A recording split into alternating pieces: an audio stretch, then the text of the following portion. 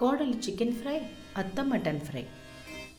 ఒక ఊళ్ళో అనసూయ, సమత అనే ఇద్దరు అత్తా కోడళ్ళు ఉండేవాళ్ళు. ఎప్పుడు చూడు ఇద్దరు గొడవ పడుతూనే ఉండేవారు. అనసూయ భర్త రాజారాం, కొడుకు విజయ్ ఇద్దరూ పొలం దగ్గర ఉన్నారు.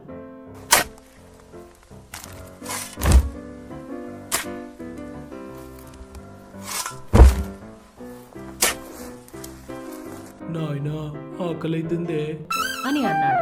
రాజారాం పలకలేదు. విజయ్ ఇంకోసారి, నాయనా ఆకలైతుందే. హో, మా నాయనకి ఈ పక్క చెవి వినబడది కదా, ఆ పక్క పోయి చెప్తా అని అనుకుంటూ ఇంకో పక్క వచ్చి, నాయనా ఆకలైతుందే. నాకు కూడా అవుతుంది, ఏం సర్దాన్రా మరి. ఇంటికి పోదాంపా. పోదామా?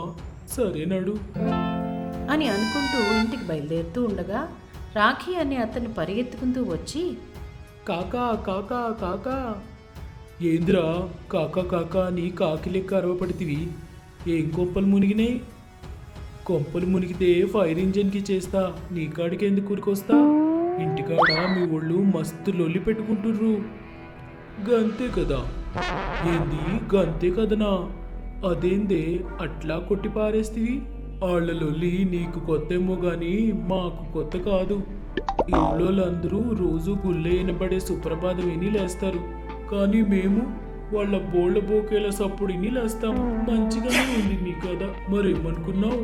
మహాభారతం కంటే పెద్దది మా కథ.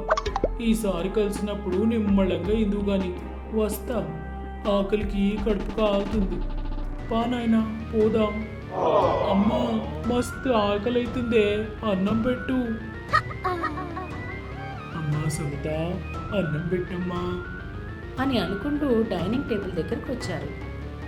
అనసూయ కొడుక్కి, సమత మామగారికి అన్నం వడ్డిస్తూ ఉంది. ఇద్దరు తింటూ ఉన్నారు. అమ్మా ఈ కూర వండింది ఎవరు? అమ్మా ఈ కూర వండింది ఎవరు? నేనేరా. మస్తు మంచిగుందమ్మా. ఈ కూర వండింది ఎవరమ్మా? నేనే మామా ఉప్పు కారం మంచిగా వేసినావమ్మా, కమ్మగుంది అని అన్నాడు. ఆ మాట వినగానే సమత, చూసినావా అత్త, మామకి నేను చేసిన కూర ఎంత మంచిగా నచ్చిందో అని అంది. ఆ మాట వినగానే అనసూయ కోపంగా, ఏందే నీ కూర మంచిగుండేది? చూసినావు కదా నా కొడుకు ఎట్లా లొట్టలేసుకుంటా తింటుండో. నా కూరే మంచిగుంది. కాదు నాది మంచిగుంది. కాదు నాది మంచిగుంది. నీది మంచిగుంటే మామ నేను వండింది ఎందుకు వేసుకుని తింటాడు? నీది మంచిగుంటే నా కొడుకు నేను వండింది ఎందుకు వేసుకుంటాడే అని అనుకుంటూ ఇద్దరు గొడవ పడుతూ ఉన్నారు. వాళ్ళ గొడవ చూసి తండ్రి కొడుకులిద్దరూ, నాయనా మళ్ళా కురుక్షేత్ర యుద్ధం మొదలైంది. అవు కదరా, ఆపుదామా? ఏ పిచ్చికిట్లా లేచిందా నీకు? ఇప్పుడు వాళ్ళ నడుములకి పోయినామనుకో మన మీద పడతారు. మనకెందుకు? ఆకలైతుందన్నావు కదా, జల్దీ తిని సప్పుడు చేయకుండా పోదాపా. సరే జల్దీ తిను అని అనుకుంటూ ఇద్దరు గబగబా తింటూ ఉన్నారు. అత్తా కోడళ్ళు ఇద్దరు గొడవ పడుతూనే ఉన్నారు. ఇద్దరూ తినేసి అక్కడి నుంచి బయటకు వచ్చేసారు. బయటకు వచ్చి, ఎంతైనా సమస్యల నుంచి తప్పించుకున్నాడు నీకు బాగా వచ్చిరా. అది సరే గాని నాయనా, నీ సెవెట్లా పోయిందే? ఎట్లేందిరా? అంతా మీ అమ్మ పుణ్యం. అది పెళ్ళైన కాని నుంచి ఈ చెవులో జెర్రీగా లెక్క పెట్టిన లొల్లికి పోయింది. మరి ఈ చెవి ఎందుకు పోలేదు?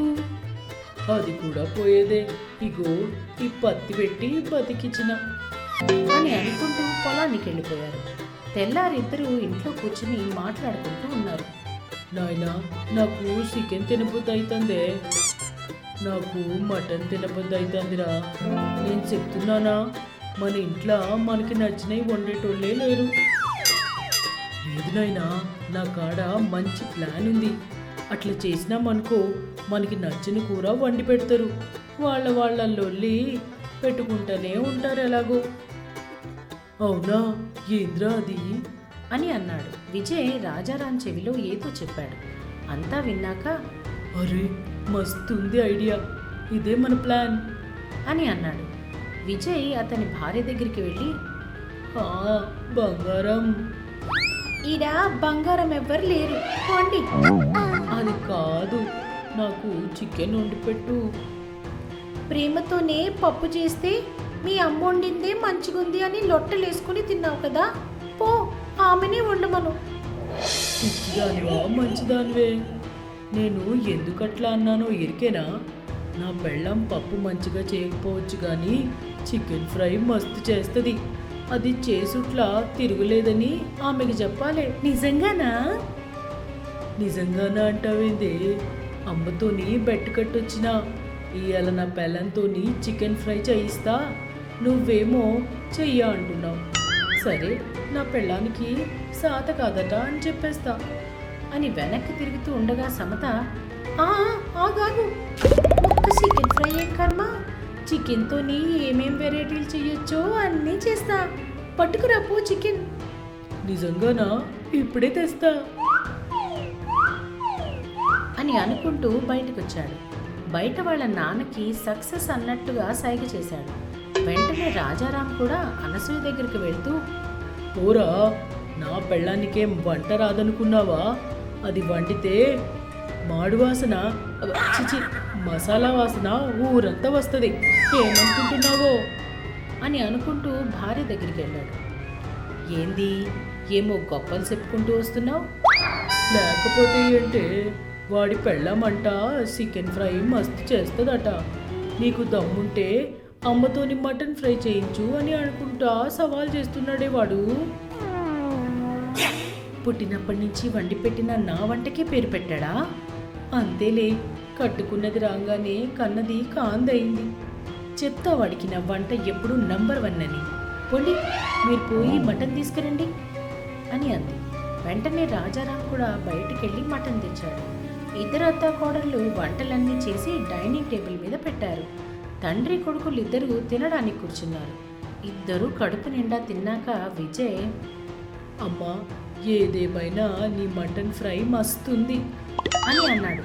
ఆ మాట విని సమత ఆశ్చర్యపోయింది. అమ్మా కోడలి పిల్ల, నీ చికెన్ ఫ్రై అమోఘం అని అన్నాడు. దాంతో ఇద్దరు అత్తాకోడళ్ళు మళ్ళీ నాది బాగుందంటే నాది బాగుందని గొడవ పడుతూ ఉన్నారు.